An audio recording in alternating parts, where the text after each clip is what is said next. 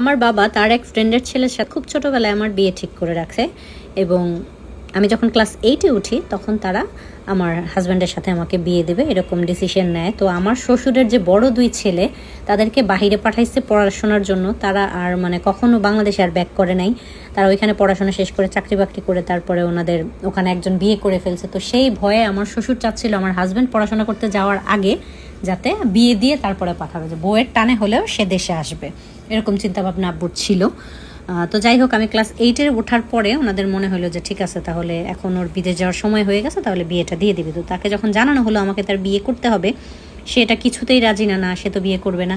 তারপরে কৌশল করে আমার শ্বশুর তার পাসপোর্ট সব কিছু নিয়ে লুকায় রাখছে যে যদি বিয়ে করো তাহলে তুমি অস্ট্রেলিয়া যেতে পারবে না, তুমি যেতে পারবে না। তো বেচারা ফ্যাসাদে পড়ে রাজি হয়েছে যে হ্যাঁ ঠিক আছে, আমি বিয়ে করব, আমাকে তারপরেও আমাকে অস্ট্রেলিয়া পাঠাও। তো বিয়ের জন্য তো সে রাজি হয়ে গেছে, কিন্তু রাজি হওয়ার পরে এখন বিয়ের দিন তার মনে হইতেছে না কিছুতেই সে বিয়ে করতে পারবে না, কিন্তু তাকে তো খুব নজরে রাখা হয়েছে, সে বাসা থেকে বের হইতে পারতেছিল না। তারপরে কোনো দিশা না পাইয়া বেচারা গিয়া ওয়াশরুমে লুকায়া ছিল। 3 ঘন্টা সে ওয়াশরুমে বসেছিল। তারপরে সবাই তাকে ডাকছিল যে বাইরে আসো, কিন্তু সে তো বাইরে আসতেছিল না। তারপরে কোনো রাস্তা না দেখে ওয়াশরুমের দরজা ভেঙে তাকে বের করে তারপরে আমার সাথে বিয়ে দেওয়া হয়।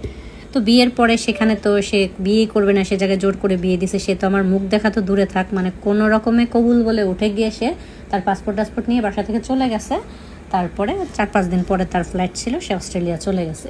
সে অস্ট্রেলিয়া যাওয়ার পরে অনেক দিন পর্যন্ত তার আব্বা মায়ের সাথেও কোনো খোঁজ খবর রাখে নাই, কথাবার্তা বলে নাই। অনেক দিন পরে তাদের সাথে কথাবার্তা বলছে সে, কিন্তু সে কোনোদিনও যে আমার বিষয়ে কোনো কথা জিজ্ঞেস করতো না, বা আমি যে তার ওয়াইফ আমাকে বিয়ে করছে এটা নিয়ে তার কোনো মাথা ব্যথা ছিল না। বা আমার কথা যখন আমার শ্বশুর শাশুড়ি বলতো তখন সে ফোন রেখে দিত, অনেক দিন হয়ে যেত আর সে ফোন দিত না। এই জন্য আস্তে আস্তে আম্মু আমার কথা বলা ছেড়ে দিয়েছে যে ঠিক আছে, ওর কথা বললে যেহেতু আর ফোনই দেয় না, খোঁজ খবরই রাখে না, তাহলে অ্যাভয়েড করি। ও হয়তো যখন আসবে তখন সামনাসামনি হইলে অন্য কিছু হবে, এরকম চিন্তা ভাবনা করে আমার শাশুড়ি আর আমার কথা তাকে আর কখনো বলতো না।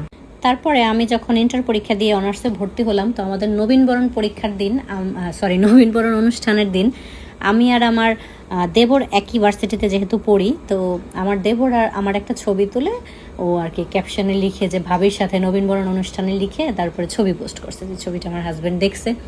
দেখার পরে তো বেচারার মনে হয়েছে যে এটা কার বউ, আমাদের তো আত্মীয় স্বজন সবার বউকে মোটামুটি আমি চিনি। তো তখন তার মনে হয়েছে যে তারও একটা বউ আছে। তো যাই হোক, সে ওইটা দেখার পর এখন যেহেতু আমার দেবর তার বয়সে খুবই ছোট, তো সে আর জিজ্ঞেস করতে পারে নাই যে এটা কার বউ বা কী কার ছবি দিছো। তো আমাকে যেহেতু ট্যাগ করে দিছে, ওইখান থেকে সে আমাকে ফ্রেন্ড রিকোয়েস্ট পাঠাইছে। তা আমিও ফ্রেন্ড রিকোয়েস্ট দেখে তো তাকে আমি চিনছি যে সে আমাকে ফ্রেন্ড রিকোয়েস্ট পাঠাইছে, আমিও তাকে ঝুলায় রাখছি। তো আমি প্রায়